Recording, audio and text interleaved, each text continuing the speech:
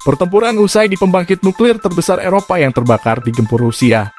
Pertempuran di pembangkit listrik tenaga nuklir terbesar di Eropa yang terbakar setelah diserang pasukan Rusia dilaporkan telah berhenti. Pertempuran berhenti setelah PLTN Zaporizhzhia dihantam oleh artileri selama berjam-jam, kata wali kota Nergodar Dmytro Orlov kepada media. Pemerintah Ukraina mengatakan tim pemadam kebakaran telah berhasil masuk ke PLTN Zaporizhzhia pada pukul 05.20 waktu setempat 10.20 waktu Indonesia Barat. Sebelumnya mereka mengklaim pasukan Rusia mencegah tim damkar memadamkan api. Seorang pakar nuklir dari Universitas Harvard mengatakan bahwa jika reaktor nuklir tersebut meleleh, itu akan memicu bencana seperti yang terjadi di Chernobyl pada 1986. Menurut lembaga darurat Ukraina, pertempuran telah memicu kebakaran di lantai 3, 4, dan 5 di sebuah bangunan di kompleks nuklir itu. Sebelumnya dilaporkan bahwa kebakaran terjadi di dekat satu dari 6 reaktor nuklir di sana. Pada Jumat pagi 4 Maret, Presiden Ukraina Volodymyr Zelensky meminta pertolongan darurat setelah muncul laporan bahwa tentara Rusia telah menggempur PLTN Zaporizhzhia.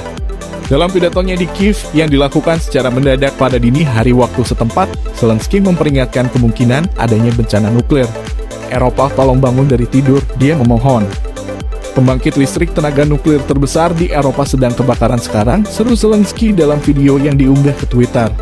Dia juga menuduh Rusia secara sengaja menembaki reaktor nuklir di Zaporizhzhia menggunakan tank yang dilengkapi dengan pelacak termal. Memperingatkan bencana global Chernobyl pada 1986. Dia mengatakan bahwa konsekuensi meledaknya Zaporizhzhia akan jauh lebih buruk. Zelensky juga mengungkap dia telah berkomunikasi dengan para pemimpin dari AS, Inggris, Uni Eropa, Jerman, dan Polandia, juga Badan Energi Atom Internasional, IAEA, namun meminta warga untuk juga memperingatkan politisi yang mewakili mereka. Propaganda Rusia di masa lalu telah memperingatkan bahwa mereka dapat menutupi seluruh dunia dengan debu nuklir. Sekarang, ini bukan sekadar peringatan, ini benar-benar terjadi, ujar dia. Presiden Amerika Serikat Joe Biden dan Direktur Badan Energi Atom Internasional, IAEA, Rafael Grossi dilaporkan telah berkomunikasi dengan tim Zelensky.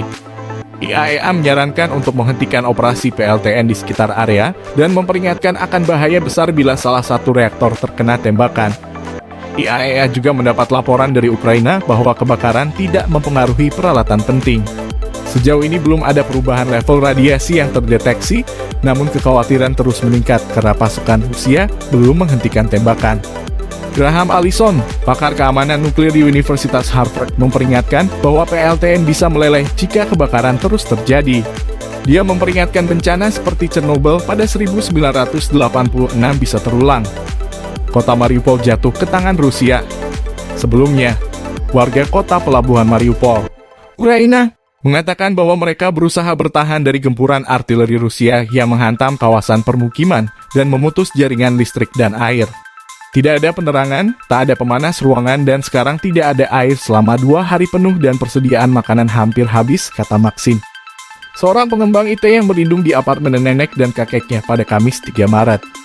Makanan dan obat-obatan tidak masuk ke Mariupol sekarang, pemerintah berusaha menyalurkan roti dan air minum tapi sekarang sudah habis, katanya.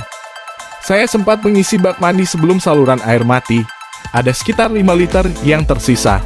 Maxim meninggalkan apartemennya setelah invasi Rusia pekan lalu dan kemudian tinggal bersama kakek dan neneknya yang berusia 80 tahun dan tidak bisa meninggalkan apartemen mereka di lantai 6.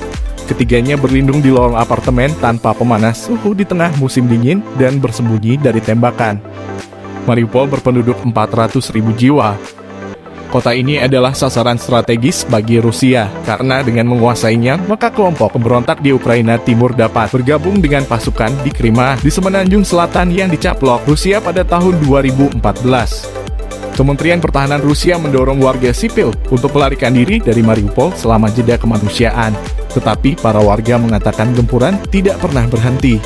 Wakil Wali Kota Mariupol, Sergei Orlov, mengatakan bahwa seluruh jaringan air, sanitasi, dan listrik sudah tidak berfungsi. Kami mempunyai 15 jaringan listrik utama dan semuanya putus. Semuanya putus, hancur karena tembakan artileri. Hanya suplai gas yang mengalir, katanya pada Kamis pagi 03 atau 03. Ditambahkan situasi di Mariupol parah sekali dan nyaris mengalami bencana kemanusiaan. Peningkatan gempuran terhadap Mariupol terjadi ketika pasukan Rusia telah mengendalikan kota penting, Kherson, di Ukraina Selatan setelah berlangsung pertempuran sengit. Kata wali kota, Igor Kolikhav mengatakan serdadu Rusia memaksa masuk balai kota dan langsung memberlakukan jam malam di Kherson, kota pelabuhan yang berpenduduk lebih dari 280.000 jiwa. Ia mendesak pasukan Rusia untuk tidak menembak warga seraya menambahkan bahwa tidak ada tentara Ukraina di kotanya. Seorang warga setempat mengatakan sebagian warga kota mendekati serdadu Rusia dan meminta mereka untuk pergi. Orang-orang tidak takut pada tentara. Di dalam jiwa kami tidak takut dengan Rusia.